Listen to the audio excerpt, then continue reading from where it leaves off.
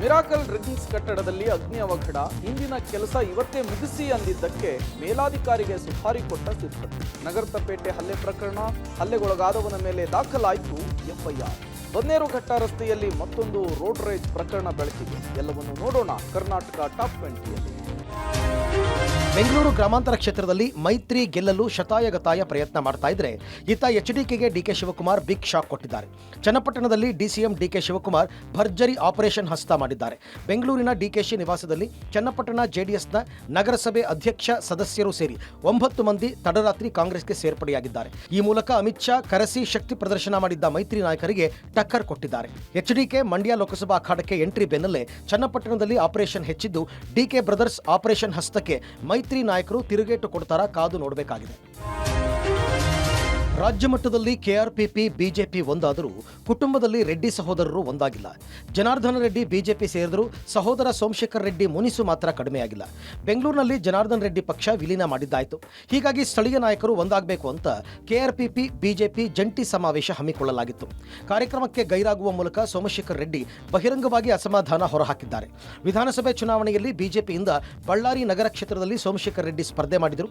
KRPP ಪಕ್ಷದಿಂದ ಜನಾರ್ದನ ರೆಡ್ಡಿ ಪತ್ನಿ ಲಕ್ಷ್ಮೀ ಅರುಣ ಸ್ಪರ್ಧೆ ಮಾಡಿದರು. ಆದರೆ ಇಬ್ಬರ ಜಗಳದಲ್ಲಿ ಕಾಂಗ್ರೆಸ್ ಭರ್ಜರಿ ಜಯ ಸಾಧಿಸಿತ್ತು. ಹೀಗಾಗಿ ಜನಾರ್ದನ ರೆಡ್ಡಿ ಪಕ್ಷ ಸೇರಿದರು, ಬಳ್ಳಾರಿಯಲ್ಲಿ ಸಮಾವೇಶ ಮಾಡಿದರು. ಸೋಮಶೇಖರ್ ರೆಡ್ಡಿ ಕಾರ್ಯಕ್ರಮಕ್ಕೆ ಬಾರದೇ ಇರೋದು ಬಳ್ಳಾರಿ ಲೋಕ ಅಭ್ಯರ್ಥಿ ಶ್ರೀರಾಮುಲು ಅವರನ್ನು ಇಕ್ಕಟ್ಟಿನಲ್ಲಿ ಸಿಲುಕಿಸುವಂತೆ ಮಾಡಿದೆ. ಮೈಸೂರು ಪ್ರವಾಸದಲ್ಲಿರುವ ಶೃಂಗೇರಿ ಶ್ರೀಗಳಾದ ಶ್ರೀ ವಿಧುಶೇಖರ ಭಾರತಿ ಸ್ವಾಮೀಜಿ ಇವತ್ತು ಮೈಸೂರು ಅರಮನೆಗೆ ಭೇಟಿ ಕೊಟ್ಟರು. ಅರಮನೆಯಲ್ಲಿ ಶ್ರೀಗಳಿಗೆ ಪೂರ್ಣಕುಂಭ ಸ್ವಾಗತವನ್ನು ಕೋರಲಾಯಿತು. ಅರಮನೆಯ ಕಲ್ಯಾಣ ತೊಟ್ಟಿಯಲ್ಲಿ ಶೃಂಗೇರಿ ಶ್ರೀಗಳಿಗೆ ಪ್ರಮೋದಾದೇವಿ ಒಡೆಯರ್ ಹಾಗೂ ಯದುವೀರ್ ಪಾದಪೂಜೆಯನ್ನು ನಡೆಸಿದರು. ಈ ವೇಳೆ ಪುತ್ರ ಆದ್ಯವೀರ್ ಪತ್ನಿ ತ್ರಿಷಿಕಾ ಕೂಡ ಉಪಸ್ಥಿತರಿದ್ದರು. ಶೃಂಗೇರಿ ಪೀಠ ಯದುವಂಶದ ಆರಾಧ್ಯ ದೈವವಾಗಿದೆ. ಮೈಸೂರಿನಲ್ಲಿ ಸಿಎಂ ಸಿದ್ದರಾಮಯ್ಯ ಪುತ್ರ ಡಾಕ್ಟರ್ ಯತೀಂದ್ರ ಸಿದ್ದರಾಮಯ್ಯ ಜಿಟಿ ದೇವೇಗೌಡರ ಆಟ ನಮ್ಮ ಸರ್ಕಾರದಲ್ಲಿ ನಡೀತಾ ಇಲ್ಲ ಅಂತ ತಿರುಗೇಟು ಕೊಟ್ಟಿದ್ದಾರೆ. ನಾನು ಕಮಿಷನ್ ಅನ್ನು ಪಡೆದಿದ್ರೆ ಸಾಕ್ಷಿ ಕೊಡಿ, ಸುಮ್ಮನೆ ಆರೋಪ ಮಾಡಬೇಡಿ. 40% ಬಿಜೆಪಿ ಹೇಳಿದ್ದಕ್ಕೆ ಗುತ್ತಿಗೆದಾರರು ಬಿಡಲಿಲ್ಲ, ಇನ್ನು 60% ನಾನು ಕೇಳಿದ್ರೆ ಸುಮ್ಮನೆ ಬಿಡ್ತಾ ಇದ್ರ? ಇವರಿಗೆಲ್ಲ ಯಾವಾಗಲೂ ನಾನೇ ಟಾರ್ಗೆಟ್ ಅಷ್ಟೇ ಅಂತ ಹೇಳಿದ್ದಾರೆ. ಜಿಟಿ ದೇವೇಗೌಡ 60% ಎಲ್ಲ 100% ಕಮಿಷನ್ ತಗೋತಿದ್ದಾರೆ ಅಂತ. ಸಹಕಾರಿ ಬ್ಯಾಂಕಲ್ಲಿ ಅವರು ಇದ್ದಾರೆ, ಅಧಿಕಾರ ಎಷ್ಟು ವರ್ಷಗಳಿಂದ ಮಾಡಿದ್ದಾರೆ, ಅಲ್ಲೂ ಕೂಡ ಬೇಕಾದಷ್ಟು ಕೋಟ್ಯಾಂತರ ಅವ್ಯವಹಾರ ಮಾಡಿದ್ದಾರೆ ಅಂತ ನಾನು ಸಾಕ್ಷಿ ಇಲ್ಲಿ ಸುಮ್ಮನೆ ಹೇಳ್ಬಿಟ್ರೆ ಆಗುತ್ತಾ? ಏನೋ ಒಂದು ಮಾತನಾಡಬೇಕು ಅಂತ ಮಾತನಾಡೋದಲ್ಲ, ಅದಕ್ಕೇನಾದರೂ ಒಂದು ಕ್ರೆಡಿಬಿಲಿಟಿ ಇರಬೇಕು, ಒಂದು ಸಾಕ್ಷಿ ಇರಬೇಕು, ಆಧಾರ. ನೇರವಾಗಿ ತಂದೆಯವ್ರನ್ನ ಅಟ್ಯಾಕ್ ಮಾಡೋದಕ್ಕಾಗೋದಿಲ್ಲ. ಹಾಗಾಗಿ ನಾನು ರಾಜಕೀಯದಲ್ಲಿದ್ದೀನಿ, ನನ್ನನ್ನು ಅಟ್ಯಾಕ್ ಮಾಡಿದ್ರೆ ತಂದೆಯವ್ರಿಗೆ ತೊಂದರೆ ಆಗಲಿ ಅಂತ ಹೇಳಿ ಆ ರೀತಿ ಮಾಡ್ತಾರೆ ಅಷ್ಟೇ. ಬೆಂಗಳೂರಿನ ಕೇಂದ್ರ ಲೋಕಸಭಾ ಕ್ಷೇತ್ರದ ಎಂಪಿ ಹಾಗೂ ಅಭ್ಯರ್ಥಿ ಪಿಸಿ ಮೋಹನ್ ಇವತ್ತು ಬೆಳ್ಳಂಬೆಳಿಗ್ಗೆ ಶಾಂತಿನಗರ ವಿಧಾನಸಭಾ ಕ್ಷೇತ್ರದ ದಮ್ಮಲೂರಿನಲ್ಲಿ ಡೋರ್ ಟು ಡೋರ್ ಕ್ಯಾಂಪೇನ್ ನಡೆಸಿದ್ರು. ಈ ವೇಳೆ ಮಾತನಾಡಿದಂತಹ ಪಿಸಿ ಮೋಹನ್, ಪ್ರತಿ ಮನೆಗಳಿಗೆ ಹೋದಾಗ ತುಂಬಾ ಆತ್ಮೀಯವಾಗಿ ನನ್ನನ್ನ ಸ್ವಾಗತ ಮಾಡಿದ್ದಾರೆ. ಎಲ್ಲೇ ಹೋದ್ರೂ ಮೋದಿ ಹಾಗೂ ಅವರ ಕಾರ್ಯಕ್ರಮಗಳ ಗುಣಗಾನವನ್ನ ಮಾಡ್ತಾ ಇದ್ರು. ಇನ್ನು ಮಾಜಿ ಮುಖ್ಯಮಂತ್ರಿ ಹಾಗೂ ಹಾವೇರಿ ಗದಗ ಲೋಕಸಭಾ ಅಭ್ಯರ್ಥಿ ಬಸವರಾಜ ಬೊಮ್ಮಾಯಿ ಕಾಂಗ್ರೆಸ್ ಸರ್ಕಾರದ ಪತನದ ಬಗ್ಗೆ ಭವಿಷ್ಯ ಹೇಳಿದ್ದಾರೆ. ಹಾವೇರಿ ಜಿಲ್ಲೆ ಹಾನಗಲ್ ತಾಲೂಕಿನ ಬೊಮ್ಮನಹಳ್ಳಿ ಪ್ರಚಾರ ನಡೆಸಿ ಮತಯಾಚನೆ ಮಾಡಿದಂತಹ ಅವರು ಈ ಕಾಂಗ್ರೆಸ್ ಸರ್ಕಾರ ಬಂದಾಗ ಬರಗಾಲ ಗ್ಯಾರಂಟಿ, ಭ್ರಷ್ಟಾಚಾರ ಗ್ಯಾರಂಟಿ, ಅಭಿವೃದ್ಧಿ ಝೀರೋ ಗ್ಯಾರಂಟಿ ಫಿಕ್ಸ್, ಹೀಗಾಗಿ ಇವರು ಲೋಕಸಭಾ ಚುನಾವಣೆ ಸೋಲೋದು ಕೂಡ ಗ್ಯಾರಂಟಿ ಅಂತ ತಿಳಿಸಿದ್ರು. ಇನ್ನು ಮಂಡ್ಯ ಲೋಕಸಭಾ ಕ್ಷೇತ್ರದಲ್ಲಿ ಚುನಾವಣೆ ಕಾವು ಜೋರಾಗಿದೆ. ಕಾಂಗ್ರೆಸ್ ಅಭ್ಯರ್ಥಿ ಸ್ಟಾರ್ ಚಂದ್ರು ಹಳ್ಳಿಯನ್ನ ಸುತ್ತಿ ಅಬ್ಬರದ ಪ್ರಚಾರ ಮಾಡ್ತಿದ್ದಾರೆ. ಇವತ್ತು ಮದ್ದೂರು ವಿಧಾನಸಭಾ ಕ್ಷೇತ್ರದ 18 ಗ್ರಾಮ ಪಂಚಾಯಿತಿ ವ್ಯಾಪ್ತಿಯಲ್ಲಿ ಸ್ಟಾರ್ ಚಂದ್ರು ಬಿರುಸಿನ ಪ್ರಚಾರವನ್ನ ಮಾಡಿದ್ದಾರೆ. ಇನ್ನು ಸ್ಟಾರ್ ಚಂದ್ರು ಹಳ್ಳಿಗಳಿಗೆ ಹೋಗ್ತಾ ಇದ್ದಂತೆ ಜನರು ಪಟಾಕಿ ಸಿಡಿಸಿ ಸ್ವಾಗತಿಸಿದ್ದಾರೆ. ಈ ವೇಳೆ ಸ್ಟಾರ್ ಚಂದ್ರು ಮಂಡ್ಯದ ಅಭಿವೃದ್ಧಿ ನನ್ನ ಪ್ರಮುಖ ಆದ್ಯತೆ ಅಂತ ತಿಳಿಸಿದ್ರು. ವಿಜಯಪುರದ ಇಂಡಿ ತಾಲೂಕಿನ ಲಚ್ಚಾಣ ಗ್ರಾಮದಲ್ಲಿ ಕೊಳವೆ ಬಾವಿಯಲ್ಲಿ ಬಿದ್ದಿದ್ದ ಮಗು ಸಾತ್ವಿಕ್ ಆರೋಗ್ಯದಲ್ಲಿ ಚೇತರಿಕೆ ಕಂಡಿದೆ. ವಿಜಯಪುರ ಜಿಲ್ಲಾಸ್ಪತ್ರೆಯಲ್ಲಿರುವ ಸಾತ್ವಿಕ್ ಬಗ್ಗೆ ಭಯ ಪಡುವ ಅವಶ್ಯಕತೆ ಇಲ್ಲ. ನಿನ್ನೆನೆ ಹೃದಯ, ಎದೆ, ಹೊಟ್ಟೆಯ ಎಂಆರ್ಐ ತಪಾಸಣೆ ಮಾಡಲಾಗಿದೆ.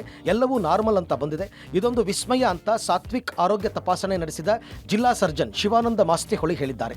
ನಮ್ಮ ಮಗನನ್ನು ಉಳಿಸಿಕೊಟ್ಟ ಜಿಲ್ಲಾಡಳಿತಕ್ಕೆ ಧನ್ಯವಾದಗಳು ಅಂತ ಸಾತ್ವಿಕ್ ತಂದೆ ಸತೀಶ್ ಹೇಳಿದ್ದಾರೆ. ಲಚ್ಚಾಣದ ಗ್ರಾಮ ಆರಾಧ್ಯ ದೈವ ಸಿದ್ಧಲಿಂಗ ಮಹಾರಾಜರ ಕೃಪೆಯಿಂದಲೇ ನಮ್ಮ ಮಗ ಮರಳಿದ್ದಾನೆ. ಕಾರಣ ಸಿದ್ಧಲಿಂಗ ಮುತ್ಯಾನ ಹೆಸರನ್ನ ಸಾತ್ವಿಕ್ಗೆ ಮರು ನಾಮಕರಣ ಮಾಡಲಿದ್ದೇವೆ ಅಂತ ಹೇಳಿದರು. ವಿಜಯಪುರ ಜಿಲ್ಲಾಸ್ಪತ್ರೆಗೆ ಜಿಲ್ಲಾಧಿಕಾರಿ ಭೂಪಾಲನ್ ಭೇಟಿ ನೀಡಿ ಸಾತ್ವಿಕ್ ಆರೋಗ್ಯ ವಿಚಾರಿಸಿದ್ದಾರೆ. ಸಾತ್ವಿಕ್ ಆರೋಗ್ಯದ ಬಗ್ಗೆ ವೈದ್ಯರಿಂದ ಮಾಹಿತಿ ಕಲೆ ಹಾಕಿದ್ದಾರೆ. ನಾಳೆ ಸಾತ್ವಿಕ್ ಡಿಸ್ಚಾರ್ಜ್ ಮಾಡುವ ಸಾಧ್ಯತೆ ಇದೆ. ನನಗೆ ಮಗು ಬಂದಾಗ ನನಗೆ ಆಶ್ಚರ್ಯ ಅಂದ್ರೆ, ಈಗಾದ್ರೂ ಆ ಮಗುನ ನೆನಪು ತೆಗೆದ್ರೆ ಒಂಥರ ಜುಮ್ ಅನ್ನುತ್ತೆ ಮೈ. ಯಾಕಪ್ಪ ಅಂದ್ರೆ ನಾವು 1 ತಾಸು 2 ತಾಸು ಎಲ್ಲೋ ಒಂದು ಕತ್ತಲಲ್ಲಿದ್ರೆ ಹೆದರಿ ಬಿಡ್ತೀವಿ. ಆ ಮಗು 12 ರಿಂದ 16 ತಾಸು ಮಗು ಒಳಗಡೆ ಇತ್ತು. ಆ ಮಗು ಹೊರಗಡೆ ಹೊರಗಡೆ ಬಂದಾಗ ಅದು ನನಗೆ ಖುಷಿ ಆಗ್ಬಿಡ್ತು. ಅದು ನೋಡಿದ್ರೆ ಒಂಥರ ಏನೋ ವಿಸ್ಮಯಪ್ಪ, ಏನು ದೇವರ ಈ ಥರನೂ ವಿಸ್ಮಯ ಮಾಡ್ತಾನ ಅಂತ ಅನಿಸ್ತು ನಿಜವಾಗ್ಲೂ. ಬೆಂಗಳೂರಿನಲ್ಲಿ ಮತ್ತೊಂದು ಅಗ್ನಿ ಅವಘಡ ಸಂಭವಿಸಿದೆ. ಆರ್ಟಿ ನಗರದ ಮಿರಾಕಲ್ ಡ್ರಿಂಕ್ಸ್ ಕಟ್ಟಡದಲ್ಲಿ ಶಾರ್ಟ್ ಸರ್ಕ್ಯೂಟ್ನಿಂದ ಅಗ್ನಿ ಅವಘಡ ಸಂಭವಿಸಿದ್ದು, ಕಟ್ಟಡದಲ್ಲಿದ್ದಂತಹ 60ಕ್ಕೂ ಹೆಚ್ಚು ಜನರನ್ನ ಸುರಕ್ಷಿತವಾಗಿ ಅಗ್ನಿಶಾಮಕ ದಳ ಸಿಬ್ಬಂದಿ ಹೊರಗೆ ಕರೆತಂದಿದ್ದಾರೆ. ಕೂಡಲೇ ಆರ್ಟಿ ನಗರ ಪೊಲೀಸರು ದೌಡಾಯಿಸಿದ್ದು ಪಕ್ಕದ ಕಟ್ಟಡಕ್ಕೆ ಏಣಿ ಇಟ್ಟು ಕಟ್ಟಡದಲ್ಲಿದ್ದವರ ರಕ್ಷಣೆ ಮಾಡಿದ್ರು. ಇನ್ನು ADS next business solution private limited ಮತ್ತು ಮಿರಾಕಲ್ ಡ್ರಿಂಕ್ಸ್ ಕಂಪನಿಯ ಸಿಬ್ಬಂದಿಗಳು ಅಲ್ಲಿದ್ರು. ನೆಲಮಹಡಿಯಲ್ಲಿ ಬೆಂಕಿ ಕಾಣಿಸಿಕೊಂಡ ತಕ್ಷಣ ಟೆರೆಸ್ಗೆ ಸಿಬ್ಬಂದಿ ಓಡ್ ಹೋಗಿದ್ದಾರೆ. ಬಳಿಕ ಅಗ್ನಿಶಾಮಕ ದಳ ಸಿಬ್ಬಂದಿ ಅವರನ್ನ ಸುರಕ್ಷಿತವಾಗಿ ಏಣಿ ಹಾಕಿ ರಕ್ಷಣೆ ಮಾಡಿದ್ದು ಬೆಂಕಿಯನ್ನ ನಂದಿಸಿದೆ. ಇನ್ನು ಕಟ್ಟಡದಲ್ಲಿ ದಟ್ಟವಾದಂತಹ ಹೊಗೆ ಆವರಿಸಿರೋದ್ರಿಂದ ಹೊಗೆ ನಿಯಂತ್ರಿಸೋದಕ್ಕೆ ಸ್ಟ್ರೋಕ್ ಎಕ್ಸಾಸ್ಟರ್ ಅಳವಡಿಕೆ ಮಾಡಲಾಗಿದೆ. ಕಂಪನಿಯಲ್ಲಿದ್ದಂತಹ ಲ್ಯಾಪ್ಟಾಪ್ಸ್ಗಳು, ದಾಖಲೆಗಳು ಸೇರಿದಂತೆ ಕೆಲ ವಸ್ತುಗಳಿಗೆ ಹಾನಿಯಾಗಿದ್ದು, ಅದೃಷ್ಟವಶಾತ್ ಘಟನೆಯಲ್ಲಿ ಯಾವುದೇ ಪ್ರಾಣಹಾನಿ ಸಂಭವಿಸಿಲ್ಲ. ಸೊ ನಮಗೆ ಇಳಿಯೋಕ್ಕೂ ಆಗ್ತಾ ಇಲ್ಲ ಸರ್, ಅಲ್ಲಿ ಅಷ್ಟೊಂದು ಹೊಗೆ, ಲಿಫ್ಟ್ ಯೂಸ್ ಮಾಡೋಕ್ಕಾಗಲ್ಲ, ಸ್ಟೆಪ್ಸ್ ಅಷ್ಟೇ ಫೈರ್ ಇಂದಾನೆ ಅಂತ ಆಗಿದೆ. ಗ್ರೌಂಡ್ ಫ್ಲೋರ್ ಎಲ್ಲ ಕೆಳಗೆ ಇಳಿಯುವಾಗ ಮೆಟ್ಲ ಮೇಲೆ ಹೊಗೆ ಬಂತು, ಕೆಳಗೆ ಇಳಿಯೋಕ್ಕಾಗಲಿಲ್ಲ, ಮೇಲೆ